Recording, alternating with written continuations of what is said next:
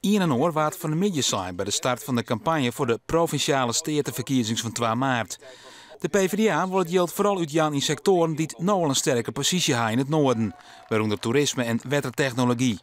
Het geld voor het ambitieuze banenplan wil de partij bij grote bedrijven waaien. Op het ogenblik is het zo dat van die private equity bedrijven, dat zijn van die bedrijven die andere bedrijven opkopen.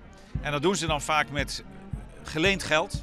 Over dat geleende geld moeten zij rente betalen. En die rente die kunnen zij nu aftrekken van de belastingen. Dat vinden wij nergens voor nodig.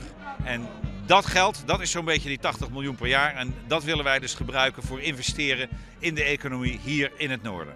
De plan richt zich vooral op het noorden, omdat hier de werkloosheid nog heel het heegst is. Het plan was alleen nog trok in als de PvdA orenpartijen vinden die te stiepje willen. Toch hebben ze daar wel vertrouwen in. De dekking die we ervoor hebben, dat is een dekking die ook al in het vorige kabinet aan de orde is geweest. En waar toen ook het CDA voor te porren was.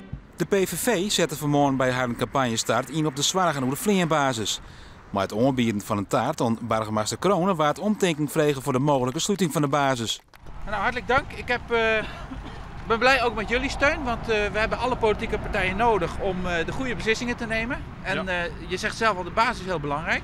Maar zelfs bij alle internationale militaire acties, 30 jaar lang, zijn altijd vliegtuigen van hier ingezet.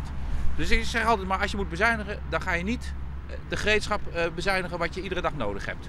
Uitzijnde actie op de vleerbasis van de Moon is hoe het echt officiële verkiezingssite van de PVV online gaan.